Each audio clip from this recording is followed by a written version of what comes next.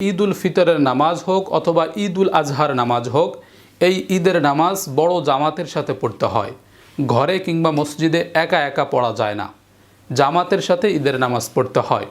এবং নারীরা যদি জামাতের সাথে ঈদগাহে গিয়ে ঈদের নামাজ পড়ার ব্যবস্থা পায় তাহলে ঈদগাহে গিয়ে নামাজ পড়তে পারবে, অন্যথায় বাড়িতে ঈদের নামাজ পড়ার কোনো সুযোগ নেই। এবং দ্বিতীয় বিষয় হলো, এই ঈদের নামাজে কোনো আজান একামত দিতে হয় না। ঈদ উল ফিতরে ঈদ উল আজহার নামাজে কোনো আজানও নেই, কোনো একামতও নেই।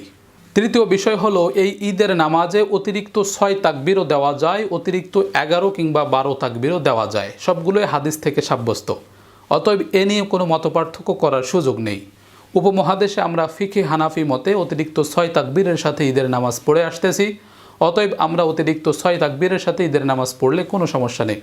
তো অতিরিক্ত 6 তাকবীরের সাথে 2 রাকাত ঈদ উল ফিতরের নামাজ জামাতবদ্ধ হয়ে কিভাবে আদায় করতে হবে বিষয়টা আমি দেখিয়ে দিচ্ছি। অল্প সময়ের মধ্যে আপনারা খেয়াল করলে বুঝে যাবেন। ঈদের নামাজের জন্য যখন ডাকা হবে, আমরা পবিত্রতা অর্জন করে সুন্দর জামা কাপড় পরে ঈদগাহে যাব সকলে মিলে। ইমাম সাহেব যখন বলবে আপনারা কাতার সোজা করে দাঁড়ান, আমরা কিবলামুখী হয়ে কাতার সোজা করে দাঁড়াবো এবং যখনই কিবলামুখী হয়ে মুসল্লায় দাঁড়ালাম তখনই অন্তরে নিয়ত করতে হবে।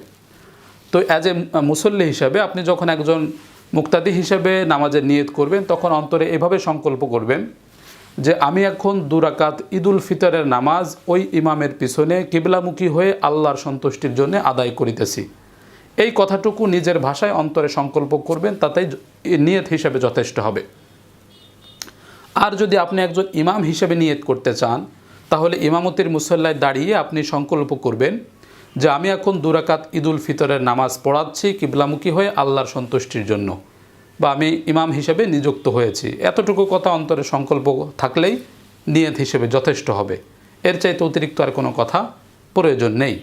এতটুকু কথা অন্তরে সংকল্প করে ইমাম সাহেব যখন আল্লাহু আকবার বলবেন, মুসল্লিরাও সকলে জিব্বা নাড়িয়ে আল্লাহু আকবার বলে তাকবীরে তাহরিমা হাত বেঁধে ফেলবেন।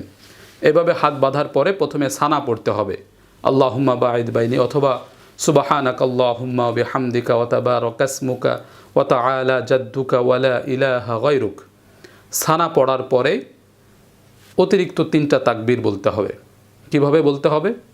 আল্লাহু আকবার বলে হাত ছেড়ে দিতে হবে, আবার আল্লাহু আকবার বলে হাত ছেড়ে দিতে হবে, এরপরে আবার আল্লাহু আকবার বলে হাত বেঁধে ফেলতে হবে। এই যে প্রথম রাকাতে অতিরিক্ত 3টা তাকবীর সানা পড়ার পরে, এইভাবে 3টা তাকবীর দেওয়ার পরে হাত বেঁধে আউযু বিল্লাহ বিসমিল্লাহ পড়ে সূরা ফাতিহা পড়তে হবে। এরপরে আবার বিসমিল্লাহ পড়ে যে কোনো একটা সূরা পড়তে হবে। যে কোনো একটা সূরা পড়ে আমরা রুকুতে চলে যাব আল্লাহু আকবার বলে। সুবহান রব্বিয়াল আযীম, সুবহান রব্বিয়াল আযীম, সুবহান রব্বিয়াল আযীম। এভাবে রুকুর তাসবিহ পড়ে সামি আল্লাহু লিমান হামিদাহ রব্বানা ওয়া লাকাল হামদ। এভাবে প্রথম রাকাতটা হয়ে গেল। এরপর আল্লাহু আকবার বলে সেজদায় চলে গেলাম, 2 সেজদা করলাম। 2 সেজদা থেকে আল্লাহু আকবার বলে সোজা হয়ে দাঁড়ালাম, হাত বেঁধে বিসমিল্লাহ পড়ে প্রথমে সূরা ফাতিহা পড়তে হবে। সূরা ফাতিহা পড়ার পরে আবার বিসমিল্লাহ পড়ে যে কোনো একটা সূরা পড়তে হবে। যে কোনো একটা সূরা শেষ করার পরে অতিরিক্ত 3টা তাকবীর দিতে হবে।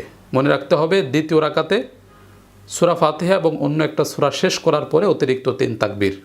3 তাকবীর দিতে হবে। এভাবে আল্লাহু আকবার বলে হাত ছেড়ে দিতে হবে, আল্লাহু আকবার বলে হাত ছেড়ে দিতে হবে, আল্লাহু আকবার বলে হাত ছেড়ে দিতে হবে। এই যে অতিরিক্ত 3টা তাকবীর।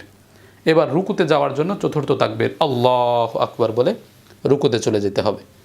এইভাবে রুকু সেজদা করে বৈঠকে বসে তাশাহুদ, দুরূদ শরীফ, দোয়া মাসুরা পড়ে আসসালামু আলাইকুম রাহমাতুল্লাহ, আসসালামু আলাইকুম রাহমাতুল্লাহ বলে সালাম ফিরিয়ে ফেলবেন। এভাবে আপনার ঈদের নামাজটা শেষ হয়ে গেল। সেটা ঈদ উল ফিতর হতে পারে, ঈদ উল আজহা হতে পারে। তো মনে রাখতে হবে, ঈদের নামাজের পরে 2টা খুতবা দিতে হয়, এটা সুন্নত। রাসূল করিম সাল্লাল্লাহু আলাইহি সাল্লাম প্রত্যেক ঈদের নামাজ পড়ানোর পরে দাঁড়িয়ে গিয়ে সবার সামনে খুতবা দিতেন এবং কোনো সাহাবী উঠে যেতেন না।